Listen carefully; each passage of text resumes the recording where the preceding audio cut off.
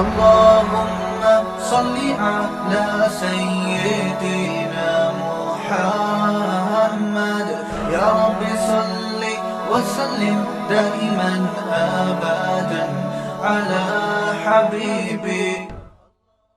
جو نارمل آدمی ہے نا وہ کسی کے مشورے سے نہیں روتا. اس کو رونا آئے گا تو روئے گا, نہیں آئے گا تو نہیں روئے گا. تو اب اللہ کی رحمت دیکھو کہ اللہ نے کیا کہا کہ توبہ کرو, گڑ گڑا کے اللہ کے سامنے رو, لیکن رونا آپ کے اختیار میں نہیں. تو اس کا اللہ نے کیا حل بتایا کہ بھائی جو تمہارے اختیار میں ہے وہ تم کر لو.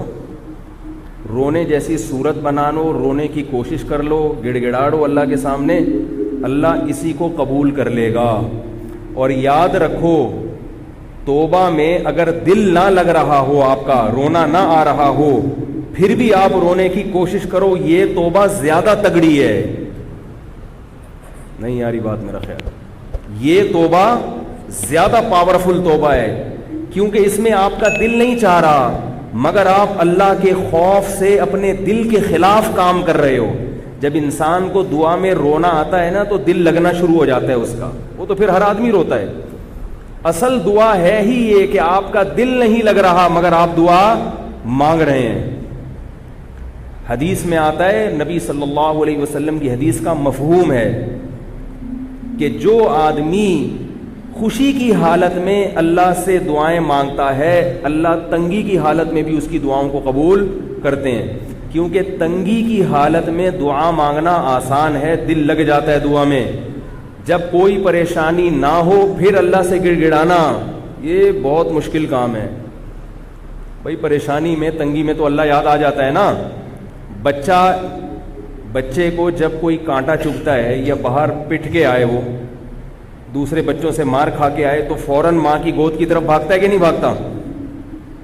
ویسے ماں کو کبھی پکڑائی میں ماں بلاتی رہتی ہے, بیٹا آؤ, بیٹا بات سنو.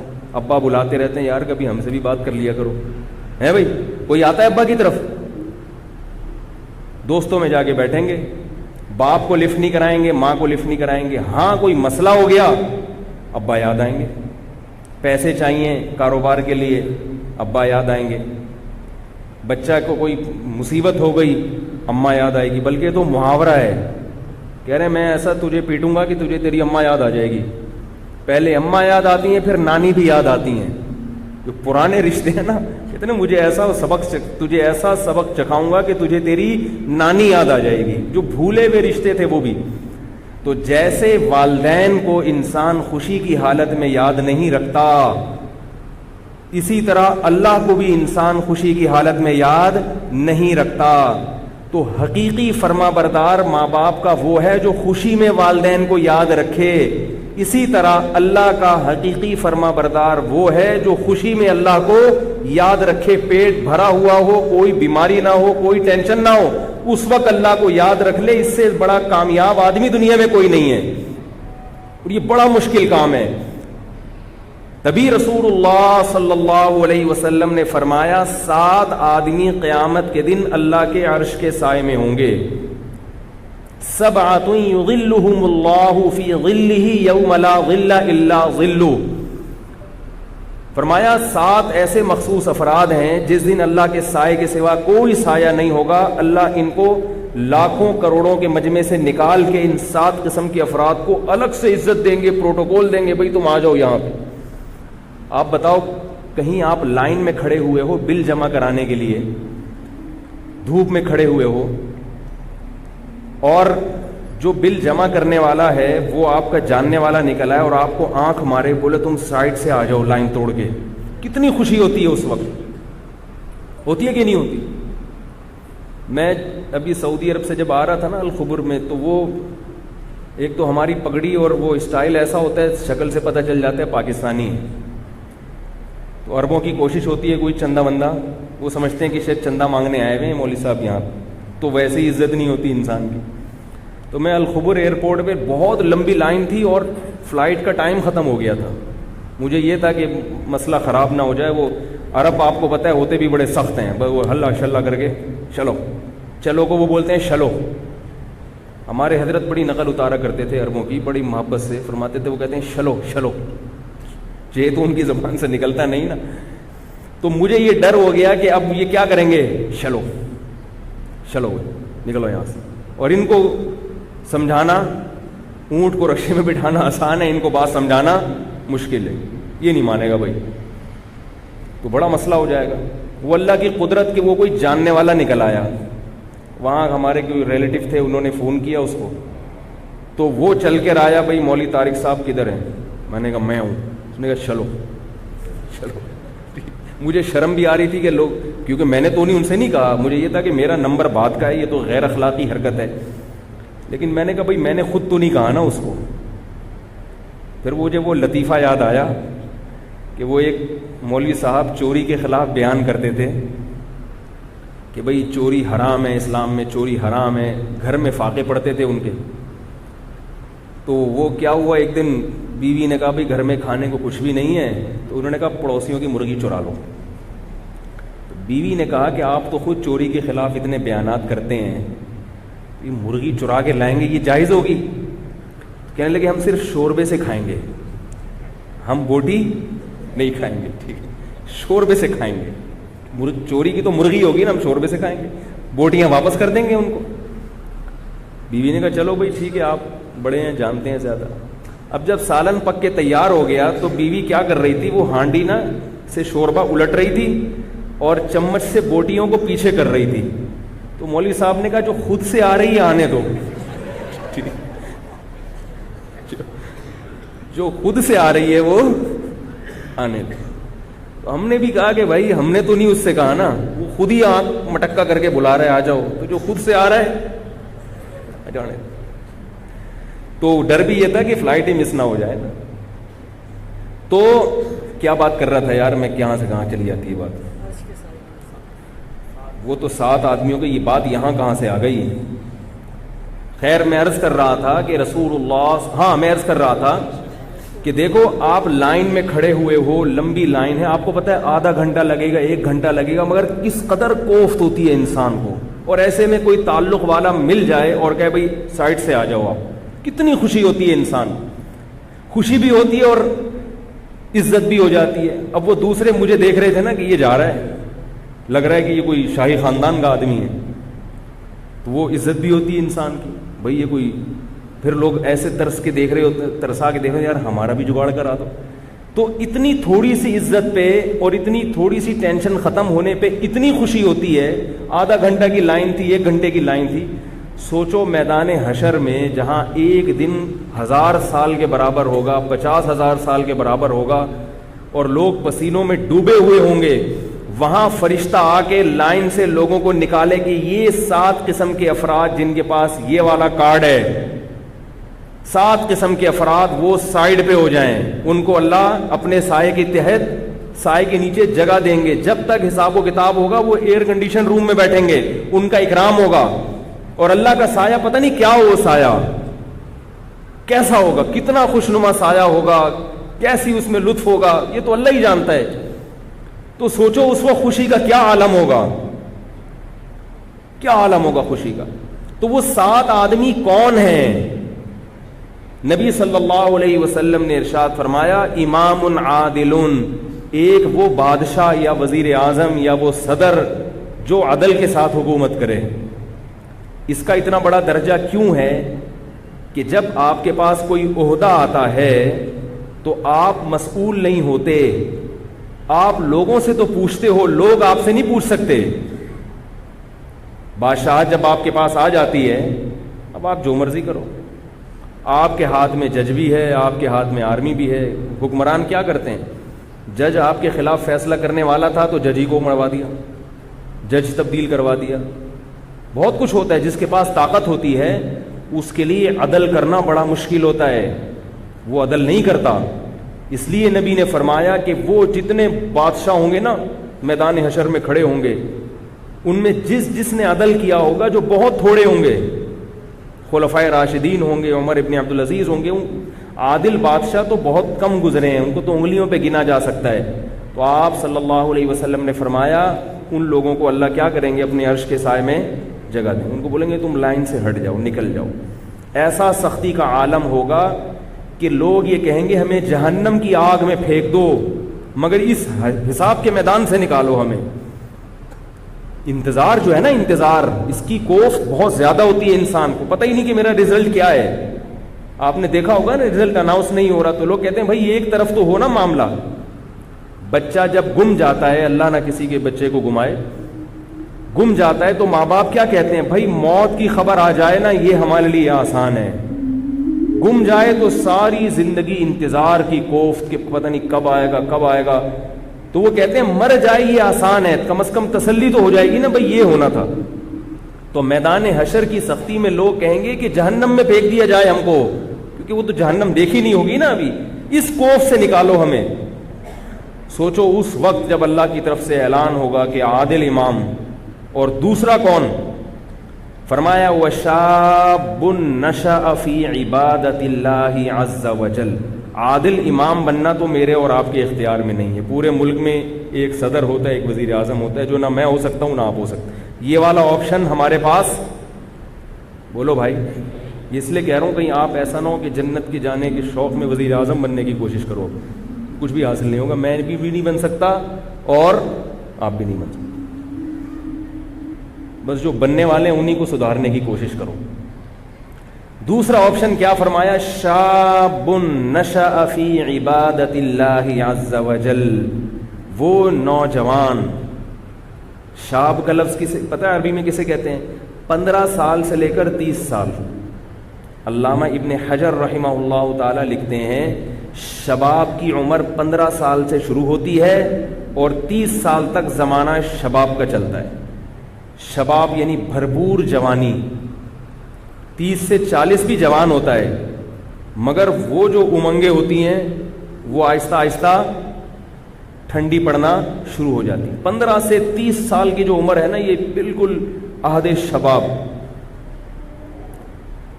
اس میں نبی نے فرمایا کہ جو نشأ فی عبادت اللہ، وہ اس کی جوانی جو پروان چڑھے وہ اللہ کی عبادت میں، یعنی اس عمر میں اللہ کی عبادت کرتا ہو. اس عمر میں واٹس ایپ پہ بیٹھنا آسان، فیس بک پہ گھنٹوں گھنٹوں لڑکیوں سے چیٹنگ کرنا آسان.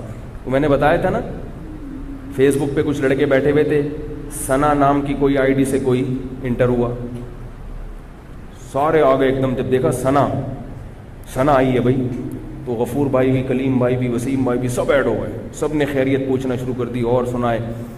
سارے جناب جنگل کی آگ کی طرح خبر پھیلی. کسی نے ثنا سے پوچھا کہ آپ کا پورا نام کیا ہے؟ اس نے کہا ثناء اللہ. ستار لیفٹ، غفور لیفٹ، وسیم لیفٹ، ایک ایک کر کے سارے کھسکنا شروع. تو یہ جو عمر ہے نا 15 سے 30 سال، اس میں شہوت سر پہ سوار ہوتی ہے. اس کے علاوہ کوئی کام کرنے کا دل نہیں چاہتا. ہر وقت بس یہی فلمیں، ڈرامے، انٹرنیٹ، لڑکیوں سے دوستیاں، چکر بازیاں. اور اگر کوئی ان گناہوں سے بچتا بھی ہے تو وہ لڑکوں سے دوستی لگا کے اسنوکر کلب میں بیٹھا ہوگا، سارا دن کرکٹ کے میچز دیکھتا رہے گا، تبصرے کرتا رہے گا، آج اس نے اتنے چھکے مارے، آج اس نے اتنے چوکے مارے. کیا نتیجہ ملے گا بھائی؟ اس نے چھکے مار کے قوم کو جتوا دیا تو جیتنے کے بعد بھی آپ ویسے کے ویسے ہی. پاکستان اگر ہر ورلڈ کپ میں جیتا ہوتا تو بھی آج اتنی روٹیاں ہم کھا رہے ہوتے جتنی کھا رہے ہیں، اتنے ہی صبح پراٹھے کھاتے جتنے آج. اس سے کوئی عملی زندگی کا اس سے کوئی تعلق نہیں.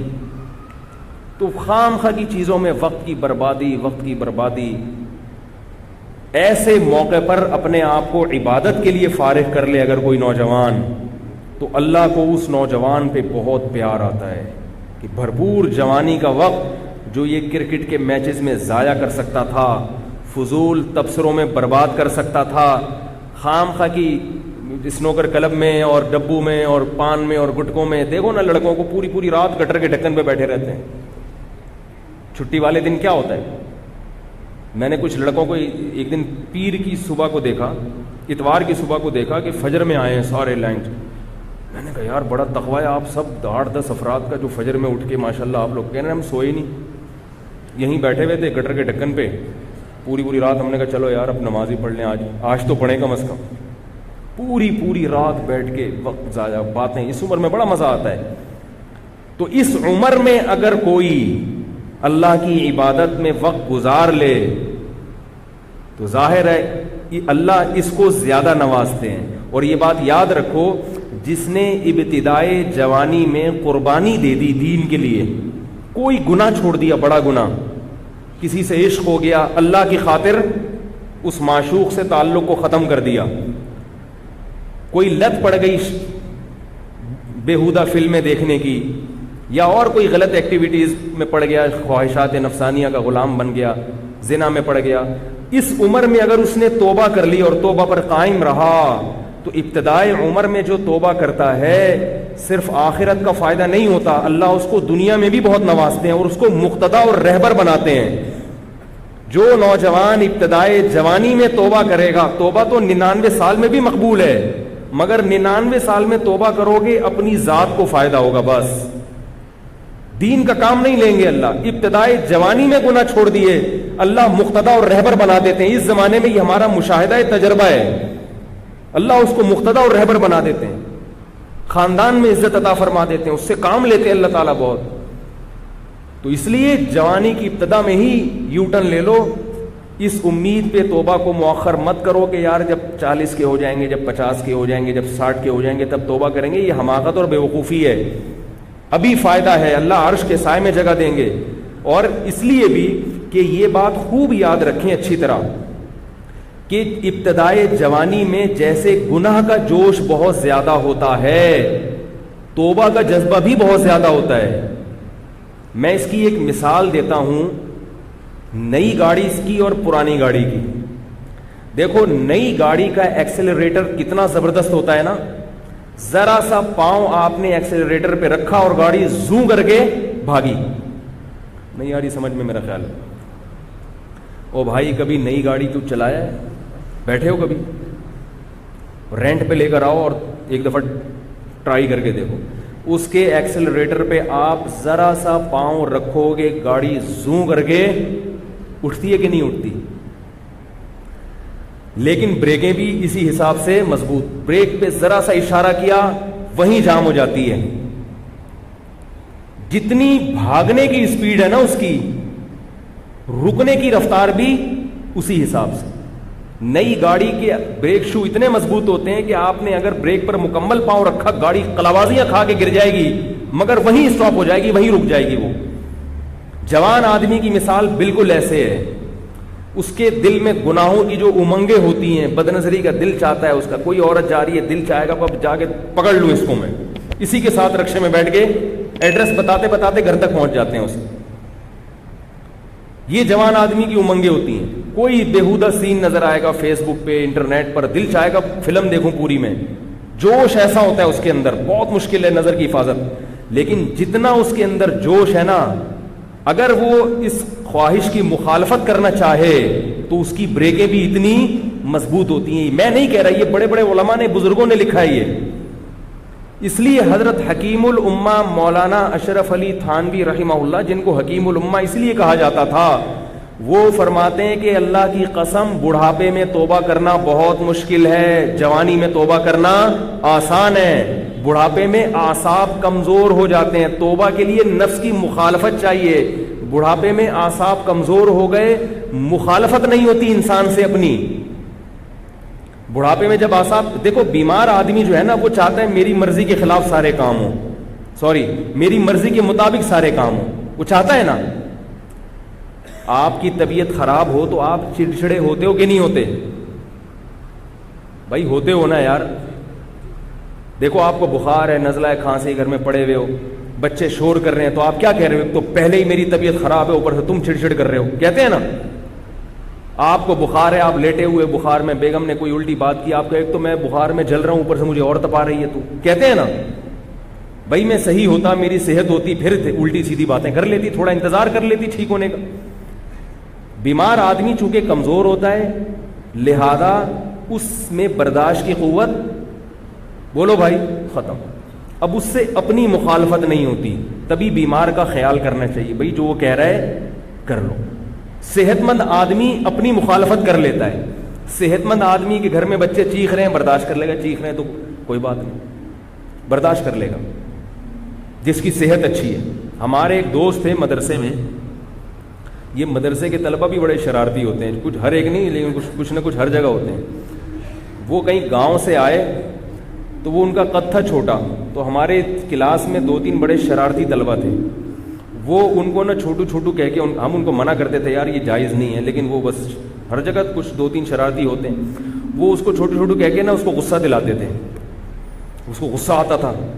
جب اس کو غصہ آتا تھا تو کہتے تھے تمہارے اعصاب کمزور ہیں اس لیے تمہیں غصہ آ رہا ہے. وہ اور تپتا تھا کہ یار ایک تو یعنی جو میرا رائٹ ہے غصہ ہونا اس پہ بھی مجھے تپا رہے ہیں, تو وہ اور بیچارہ رہا ہے نا. تو میں اس سے کہتا تھا بھائی تو پہلے ہی چھوٹا ہے, یہ تپ کے نا اور یوں ہو کے اور نہ چھوٹا ہو جائے گا. تو ان کو تو سمجھ میں نہیں آ رہا, تو تم ان کی باتوں پہ غصہ ہونا چھوڑ دو.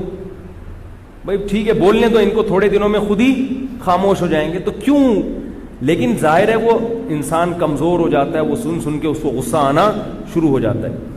تو جب آپ کے اعصاب کمزور ہوتے ہیں, آپ بیمار ہوتے ہو, آپ پہ بڑھاپا آنے لگتا ہے, تو آپ میں برداشت کی قوت ختم ہو جاتی ہے.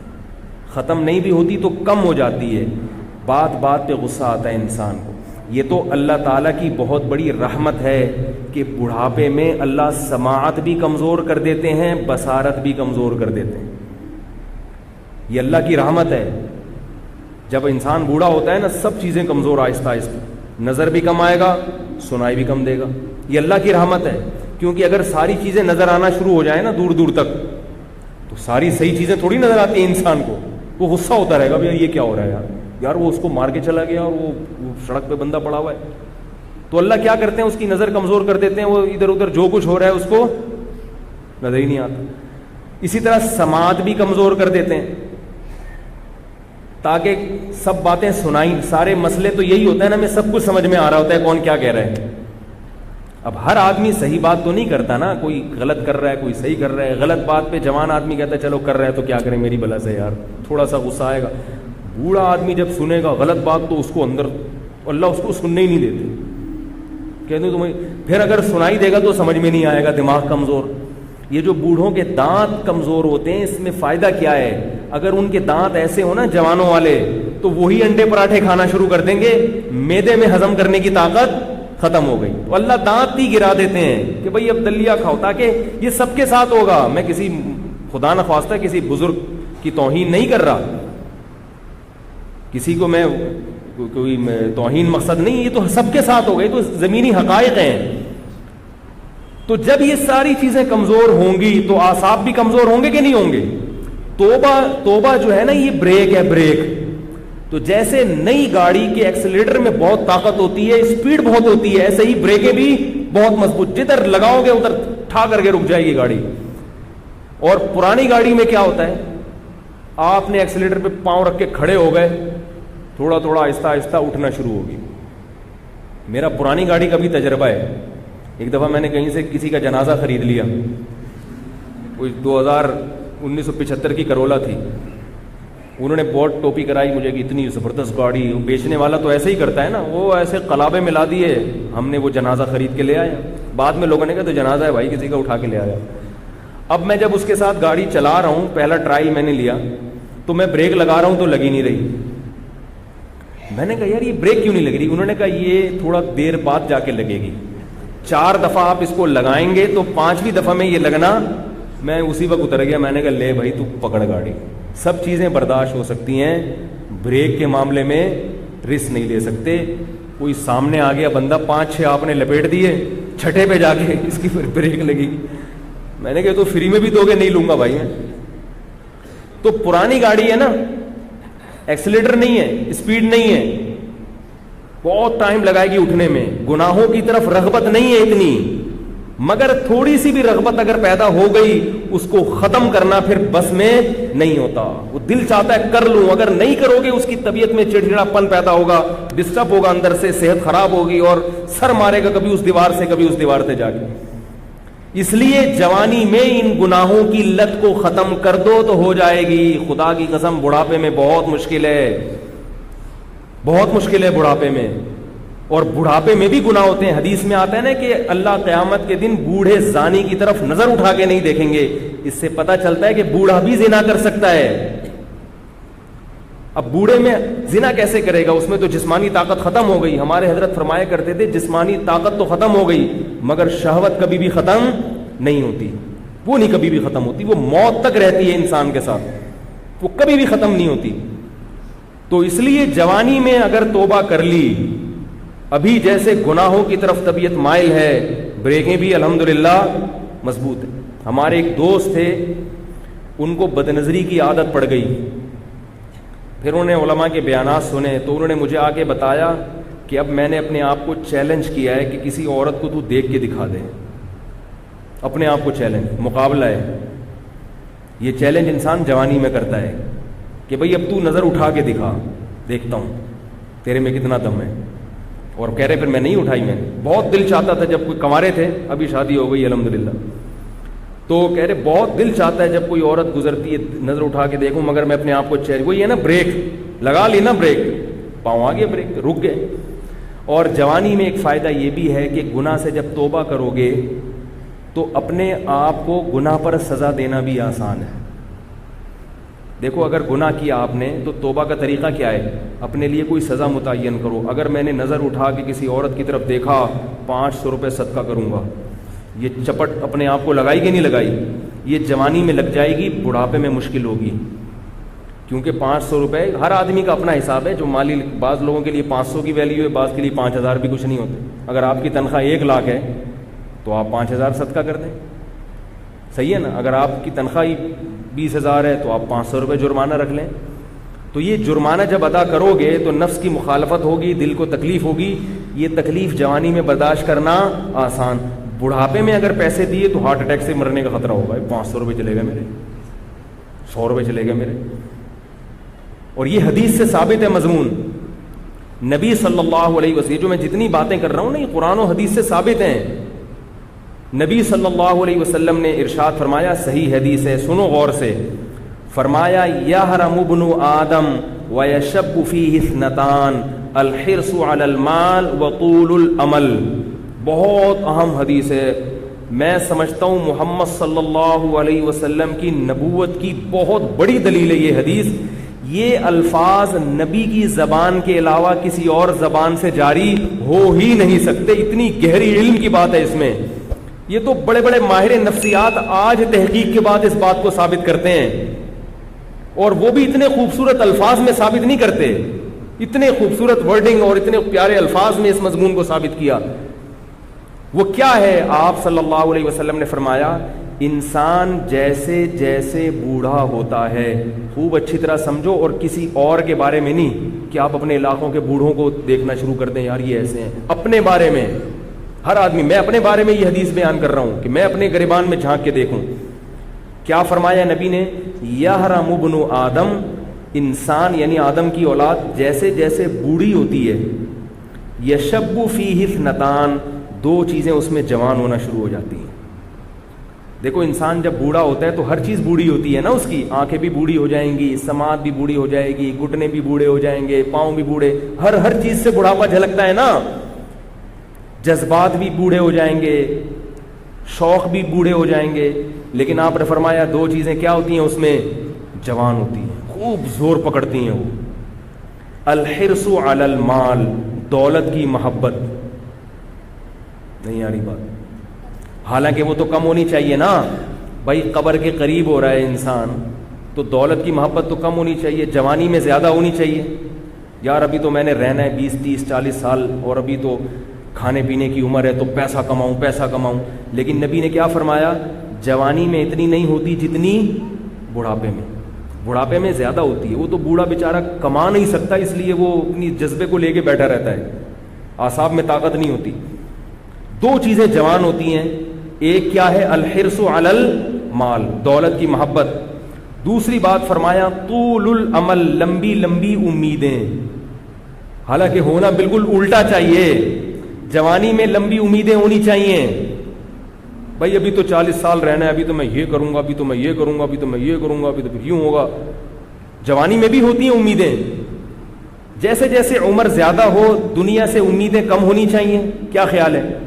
لیکن آپ نے فرمایا یہ امیدیں بڑھتی ہیں, جوان ہوتی ہیں. یہاں علماء نے ایک بہت گہرا نقطہ بیان کیا ہے. فرمایا اس سے تو انسان کو بوڑھوں کے بارے میں بدگمانی ہوگی.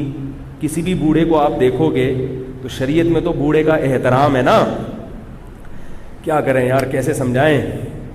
اشکال سمجھ میں آ رہا ہے؟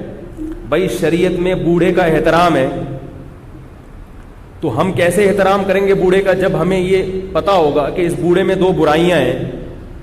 اس میں تو سارے مشائخ, سارے بزرگ, سارے علماء معاذ اللہ لپیٹ میں آ گئے کہ یار جو بھی سفید داڑھی والا ہے بوڑھا ہے, اس میں 2 برائیاں ہیں, ایک دنیا سے محبت اور ایک دولت کی محبت. تو یہ تو بری چیز ہے نا, اس سے تو انسان کو نفرت ہوتی ہے. تو علماء نے بیان کیا کہ حدیث کے الفاظ یہ نہیں ہیں کہ انسان جب بوڑھا ہوتا ہے تو 2 چیزیں پیدا ہوتی ہیں. نا نا نا نا, 2 چیزیں اس میں جوان ہوتی ہیں. جوان وہی چیز ہوتی ہے جو پیدا پہلے ہو چکی ہو.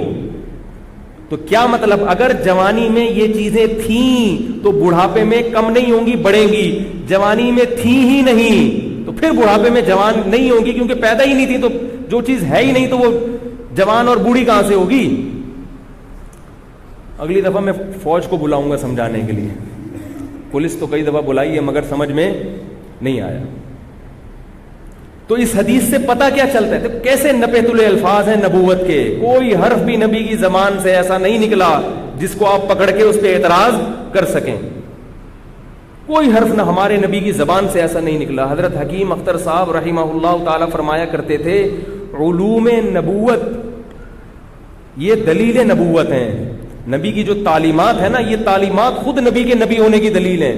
1400 سال پہلے جب نہ لکھنا پڑھنا آپ صلی اللہ علیہ وسلم جانتے تھے, نہ کوئی ایسی چیزیں سائنس اور ٹیکنالوجی اور ایسے جو ہے فلسفہ وجود میں آیا تھا, اور پیدائشی یتیم ان کی زبان سے اللہ نے کیسے الفاظ نکلوائے. تو اس حدیث سے کیا پتہ چلتا ہے کہ جوانی میں ان 2 برائیوں کو ختم کر لو تو بڑھاپا اچھا گزرے گا. جوانی میں اگر ختم نہیں کی اور یہ سوچا کہ یار ابھی تو میں جوان ہوں, کوئی بات نہیں یار, ابھی تو مجھے امیدیں لگانے دو, 1 پلاٹ میں بحریہ ٹاؤن میں لے لیتا ہوں, 10 پلاٹ گلشن معمار میں لے لو, 2-4 اگر ادھر ہو جائیں تو پھر ایسا کروں گا شیخ چلی کی طرح منصوبے بنا رہا ہے بیٹھ کے. کسی نے سمجھایا بھائی تو اپنی قبر کو دیکھ, بولو بھائی جب 40 45 50 کے ہو جائیں گے, ایک قبر کے قریب, تو پھر دیکھ لیں گے قبر کو. تو حدیث میں اس نظریے کی نفی ہے کہ نہیں پھر نہیں دیکھے گا. ابھی 20 پلاٹ جمع کرنے کا شوق ہے نا, تو جب تھوڑا بوڑھا ہوگا تو 40 پلاٹ کا شوق پیدا ہو جائے گا. یہ بڑھے گا, کم نہیں ہوگا. ابھی سے ختم کر لو اس, ابھی بریک لگا دو, بعد میں بریکیں فیل ہیں. نئی گاڑی ہے, ابھی بریک لگا لو. ٹھیک ہے نا, گاڑی کے پرانا ہونے کا انتظار کرو گے تو بریک شو بھی پرانے ہو چکے ہوں گے. 25-30 بندوں کو مار کے 4تھی دفعہ میں جا کے لگے گی, اور وہ بھی جب لگائے, ورنہ تو آج کل ایسی بریکیں فیل ہوتی ہیں بڑھاپے میں پھر سیدھا ہی نہیں ہوتا انسان. اس کی ایک اور دلیل جو میں دعویٰ کر رہا ہوں, اس کی ایک اور دلیل, یہ تو حدیث سے دلیل ہے, بزرگوں کے اقوال سے دلیل, ایک مشاہدے سے دلیل. مشاہدہ بھی تو ایک دلیل ہے نا.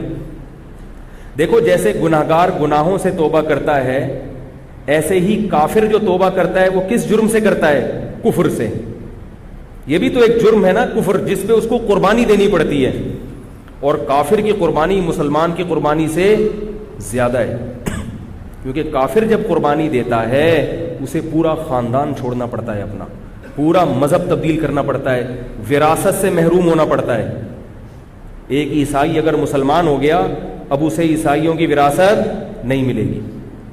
بیوی کا نکاح, بیوی نے اگر اسلام قبول نہیں کیا, نکاح ختم ہو جائے. عیسائی عورت کا تو خیر برقرار رہتا ہے, لیکن اگر اس کے اپوزٹ ہو, مرد جو تھا وہ عورت مسلمان ہو گئی اور مرد عیسائی ہے, اور مرد نے اسلام قبول نہیں کیا تو نکاح ختم ہو جائے گا. تو کتنی بڑی قربانی ہے عورت کے لیے, کتنی بڑی قربانی. ہندو کے لیے بہت بڑی قربانی ہے اپنے مذہب کو چھوڑنا, عیسائی کے لیے بہت, اور ان کی عورتوں کے لیے تو اور بڑی قربانی ہے, کیونکہ عورت تو پورے خاندان سے کٹ جاتی ہے, بچوں سے محروم ہو جائے. میں ایسی عورتوں کو جانتا ہوں, عیسائی عورت نے اسلام قبول کیا, بچے باغی ہو گئے, شوہر نے چھوڑ دیا, خاندان نے نکال دیا اس کو, مگر اللہ کے دین پر ڈٹی رہی ہے مضبوطی سے. یہ عورتوں کی قربانی ہے. تو یہ بھی تو بریک ہے نا کہ جس کفر میں اور جس عیاشی میں جا رہے تھے اس عیاشی سے واپس ٹرن لے لیے. تو کافروں میں جو اسلام قبول کرنے کا ریشو ہے وہ 99.99% جوانوں میں ہے، بوڑھوں میں نہیں ہے۔ حالانکہ بوڑھے کے لیے توبہ کرنا آسان ہے، اس نے ساری زندگی شباب کباب میں گزار دی، اب اگر وہ 90 سال میں اسلام قبول کرتا ہے تو اسلامی تعلیمات کو فالو کرنا بہت آسان ہے اس کے لیے۔ سود کھانے کے لیے منہ میں دانت ہی نہیں ہے، اب تو حلال کھانے کے لیے دانت نہیں ہے تو سود کہاں سے کھائے گا وہ؟ شراب پینے کے لیے جگر، شراب کو ہضم کرنے کے لیے جگر میں طاقت ختم ہو گئی، زنا کی ویسے ہی طاقت ختم ہو گئی، اب کیا جا رہا ہے بھائی؟ تو اسلام قبول کر لے، اور اگر خاندان تجھے اول تو نکالے گا نہیں، اس بڑھاپے میں اگر اسلام قبول بھی کر لو گے لوگ بولیں گے پردادا کا دماغ خراب ہو گیا، کیا کرنا ہے؟ وہ تھوڑی بائیکاٹ کریں گے، انہیں ٹھیک ہے بھائی پڑھا رہے وہاں نماز پڑھ لیا کر۔ لیکن بوڑھا ایک بھی میں نے نہیں دیکھا غیر مسلموں نے جس بوڑھے نے اسلام قبول کیا، میرے ماں ہیں ایسے، میں نے اپنی زندگی میں نہیں دیکھا۔ میں نے جتنے غیر مسلم اسلام قبول کرتے ہوئے دیکھے ہیں وہ سب شباب دیکھے ہیں، 15 سے لے کے 30 سال تک، بالکل ابتدائی جوانی میں، حالانکہ ابھی ان کی عیاشی کی عمر شروع ہوتی ہے۔ ان کے مذہب میں شراب کی بھی اجازت، ان کے مذہب میں زنا کی بھی اجازت، ان کے مذہب میں سود کھانے کی بھی اجازت، ان کے مذہب میں عبادت صرف ہفتے میں 1 دن، وہ بھی نہ کرو تو کوئی مسئلہ نہیں۔ اسے پتہ ہے ادھر میں کنورٹ ہوا، اسلام قبول کیا، آگے سنگلاخ چٹانیں ہیں میرے راہ میں کھڑی ہوئی ہیں، اور رمضان کے روزے ہیں، پھر سب سے بڑا تو خاندان کا بائیکاٹ۔ مگر ابتدائے جوانی میں جب عیاشیوں کا وقت تھا وہ توبہ کر کے اسلام قبول کر لیتی، ان کی عورتیں بھی کرتی۔ میں نے بتایا نا کہ ہندو لڑکی کے میرے پاس فون آتے ہیں، مسائل پوچھتی ہے، اس نے ہندو خاندان کی ہندو کی جو بڑی اونچی ذات ہے نا، اونچی ذات جو ہندوؤں کی ہے نا، اس میں اسلام قبول کرنا اور مشکل ہے، کیونکہ وہ نہیں چھوڑتے، وہ مار دیتے ہیں، کہتے ہیں ہم تو بڑے اونچے خاندان کے لوگ ہیں، تم اسلام کیسے قبول کیا؟ اس لڑکی نے، نوعمر لڑکی نے گھر میں اسلام قبول کیا، رمضان کے چھپ کے روزے رکھے، اتنی گرمیوں کے چھپ چھپ کے نمازیں پڑھ رہی ہے۔ ابھی مجھے 1 سال سے رابطے میں نہیں، مجھے نہیں پتا اب کیا حال ہوا اس کا، لیکن کتنی بڑی قربانی ہے، اس کو کیا مل رہا ہے اس پہ؟ خاندان بھی گیا، اور اس نے مجھے بتایا کہ اگر میرے گھر والوں کو پتا چل گیا تو مجھے جان سے مار دیں گے، جان سے مار دیں گے۔ کسی نے اس کو تبلیغ نہیں کی، خود اس کے دل میں خیال آیا کہ یہ جو ہم اپنے ہاتھ سے پتھر بناتے ہیں، بت بناتے ہیں، صبح و شام انہی کو ہم ہی مٹھائیاں کھلا رہے ہیں، یہ ہمارے معبود کیسے ہو؟ اس نے مجھے اپنے گھر کے نا بت کی تصویر بھیجی تھی، بت رکھا ہوا ہے، مستنڈا بیٹھا ہوا ہے، اس کے سامنے اس کے ابا اماں صبح صبح مٹھائی رکھ کے گئے تھے، اس نے مجھے تصویر بھیجی کہ یہ مٹھائی، یہ ہمارے بھگوان صاحب ہیں، یہ بھگوان کا ساشا ہے، اتنا سا تھا وہ۔ بھگوان بھی بہت مختلف قسم کی پیکنگ میں آ رہے ہیں نا، ایک بڑے والے بھگوان ہوتے ہیں، ایک بھگوان کے جیسے ہمارے ہیں نیڈو کا ایک بڑا ڈبہ ہوتا ہے، مہمان آئے تو بھائی نیڈو کا ایک ساشا لے آؤ یار، 1 کپ چائے بنانی ہے، پتی کا ساشا لے آؤ۔ تو ان کے ہاں بھی ہے کہ اصل بھگوان تو وہ مندر میں جا کے مراتے ہیں، فی الحال بھگوان چھوٹی پیکنگ میں بھی گھر میں رکھے ہوئے کہ کوئی ایمرجنسی میں اگر کوئی کام پڑ جائے تو یہ چھوٹا والا بھگوان۔ اب ظاہر ہی کامن سینس کی باتیں تو نہیں ہیں، تو عقل کہتی ہے، تو اس کی لڑکی کی عقل نے کہا کہ یہ غلط ہے، اسی کو ہم مٹھائی کھلا رہے، مٹھائی بھی نہیں کھا رہا، صبح سے رکھی ہوئی اس کے سامنے، نہ کوئی مکھی بیٹھے تو اڑا نہیں سکتے۔ اللہ نے قرآن میں کیا فرمایا؟ یا ایھا الناس ضرب مثل فاستمعوا له۔ ہمارے حضرت جب یہ آیت پڑھتے تھے نا، ایسا جوش آتا تھا، حضرت کے چہرہ سرخ ہو جاتا تھا۔ حضرت نے ہمارے بیان کیا، تو وہ بیان ہم لوگ لکھا کرتے تھے نا واعظ کی شکل میں، تو حضرت نے وہ بیان جب کیا تو ریکارڈ بھی ہوا وہ بیان، تو حضرت وہ ریکارڈنگ میں آیت میں کہیں اونچ نیچ ہو گئی تو حضرت یہ آیت دوبارہ ریکارڈ کروا رہے تھے۔ تو جب حضرت نے میں بیٹھا ہوا تھا اور ایک اور ہمارے ساتھی تھے، وہ بیٹھے ہوئے تھے حضرت کے سامنے، ہم وہ لکھ رہے تھے آیت، حضرت نے یہ آیت پڑھنا شروع کی، یا ایھا الناس ضرب مثل فاستمعوا له۔ اے لوگو، اے انسانوں، ایک مثال بیان کی جاتی ہے، فاستمعوا له، اسے غور سے سنو، غور سے۔ اللہ کیسے پوری دنیا کے سارے انسانوں سے خطاب، ان کو متوجہ کیسے کر رہے ہیں اپنی طرف؟ اے لوگوں، صرف مثال بیان کر رہا ہوں میں، اسے غور سے سنو، غور سے۔ ان الذین تدعون من دون اللہ، اللہ کو چھوڑ کر تم جن کو پکارتے ہو، چاہے وہ مزار کے بابے ہوں، چاہے وہ جنات ہوں، چاہے وہ فرشتے ہوں، چاہے وہ پتھر کے بنے ہوئے بت ہوں، فرمایا ان الذین تدعون من دون اللہ لن یخلقوا ذبابا، ہرگز ہرگز ایک مکھی بھی پیدا نہیں کر سکتے, ایک مکھی بھی. وَإِن يَسْلُبْهُمُ الذُّبَابُ شَيْئًا, مکھی اگر ان کی جو مٹھائیاں تم نے رکھی ہوئی ہیں نا ان کے پاس, مکھی اگر مٹھائی لے کے اڑ جائے یہاں سے تو وَإِن يَسْلُبْهُمُ الذُّبَابُ شَيْئًا لَا يَسْتَنقِذُوهُ مِنْهُ, یہ اس مکھی سے وہ مٹھائی یا وہ چیز چھڑا نہیں سکتے. ضعف الطالب والمطلوب, فرمایا جو ان کو پکارنے والے ہیں وہ بھی لچر, اور جن کی عبادت کی جا رہی ہے وہ بھی لچر, کمزور, کچھ بھی نہیں کر سکتے, مکھی تک نہیں بنا سکتے. مکھی کوئی چیز لے کے اڑ جائے تو مکھی سے چھڑوا نہیں سکتے. یہ تمہاری حاجت روائی کریں گے, یہ تمہیں اولاد دیں گے, یہ تمہاری شادی کرائیں گے. یہ عاملوں کا بھی میں یہی کہتا ہوں, یہ جو روحانی ابھی میں جاؤں گا نہیں اس طرف, ورنہ پھر مجھے جو ہمارے حضرت کو یہ آیت پڑھتے ہوئے جوش آتا تھا نا, میں جب عاملوں کے خلاف جاتا ہوں وہ جوش مجھے وہیں آنا شروع ہو جاتا. کسی خاتون کا فون آیا, وہ مجھے طارق چوغتائی سمجھ کے فون کر رہی تھی. میرا نام بھی طارق ہے نا, تو اس بہانے سے بہت سے لوگ مجھے فون کر دیتے ہیں. خاتون کا فون آیا, وہ آپ طارق چوغتائی, میں نے کہا اللہ نہ کرے بھائی. میں نے کہا خیر مسئلہ, کہہ رہی وہ آپ نے ایک وظیفہ بتایا تھا, اس سے میری ایک بچی کی شادی تو ہو گئی, 2 بچیاں رہ گئی ہیں, ان کے لیے بھی بتا دیں. میں نے کہا کہ اللہ کی قسم وہ اس وظیفے سے نہیں ہوئی تھی, وہ ویسے ہی ہو گئی تھی, باقیوں کی بھی دعا کریں ویسے ہی انشاءاللہ ہو جائے. میں نے کہا اس سے جا کے تحقیق کریں, اس کے اپنے خاندان کی بچیوں کی کتنوں کی شادیاں نہیں ہو رہی, اگر یہ وظیفوں سے ہو رہی ہوتی اس کی اپنی کتنوں کی نہیں. میں نے کہا آج کل تو شادیاں ویسے ہی نہیں ہو رہی ہیں, بندے کریں گے تو ہوں گی نا شادیاں. یہ تو آپ لوگ کتنے ہیں یہاں جو میرڈ ہیں, سارے کنوارے بیٹھے ہیں یہاں پہ. جب کرو گے ہی نہیں, عمریں نکلیں گی تو الٹے لٹک کے وظیفے پڑھو, سیدھے لٹک کے وظیفے پڑھو, کچھ بھی کرو, ہو گئی نہیں. ابے بھائی روٹی کھاؤ گے نہیں تو پیٹ میں جائے گی, وہ جو مرضی کرو. جب مردوں نے نکاح کرنا ہی چھوڑ دیا ہے, 40 سال کی عمر میں تم نکاح کرو گے تو لڑکیوں کی شادی کہاں سے ہوگی؟ اور ماں باپ اپنے بیٹوں کو شادی کرنے نہیں دیتے, لڑکے کو کہاں کرنے دیتے ہیں شادی, اور روتے ہیں کہ ہماری بیٹیوں کا رشتہ نہیں آ رہا. تو بھائی اس لیے نہیں آ رہا کہ دوسرے کے باپ بھی اپنے بیٹے کو شادی نہیں کرنے دے رہے. ایک چھوٹی سی بات کہتا ہوں, وہ موضوع آ جائے تو چھوٹی سی, پھر میں اصل موضوع کو بس سمیٹتا ہوں, یا آپ ذرا گچی پکڑ کے رکھیں اس کی. آج کسی کا فون آیا کہ وہ ہماری کوئی خاتون تھی, وہ بیوہ ہو گئی تھی, یہ ہو گیا تھا, فلانا ہو گیا تھا, اب بڑی مشکل سے ان کا ایک جگہ رشتہ طے ہو گیا ہے, 1 سال کے بعد شادی ہے. تو میں نے کہا 1 سال کے بعد کیوں ہے؟ کہہ رہے ہیں وہ لڑکا کہہ رہا ہے کہ میں پہلے اپنے پاؤں پہ کھڑا ہو جاؤں. میں نے کہا آپ لوگوں کی طرف سے تو دیر نہیں ہے نا. کہہ رہے نہیں, لڑکا کہہ رہا ہے میں پہلے گھر بنا لوں, میں کمرہ بنا لوں, میں یہ کر لوں. میں نے کہا ان کے گھر میں کوئی کمرہ نہیں ہے؟ کہہ رہے ہاں وہ ہے. میں نے کہا کیا وہ کھاتے نہیں ہیں؟ بھی کھاتے ہیں, صبح ناشتہ بھی. تو میں نے کہا اگر آپ لوگوں کی طرف سے یہ شرط ہوتی نا کہ نہیں ہم اپنی بہن کو یا بیٹی کو اس حالت میں نہیں بھیجیں گے, اس کے لیے پہلے ڈیفینس میں بنگلہ بھائی ہر ایک کا اپنا ایک معیار ہوتا ہے نا لڑکی والوں کا, تو سمجھ میں آتا ہے کہ بھئی آپ اس کنڈیشن میں بھیجنے پر آمادہ نہیں ہو. اگر آپ آمادہ ہو اور سامنے والا آمادہ نہیں ہے, وہ بہت بڑا بیوقوف ہے.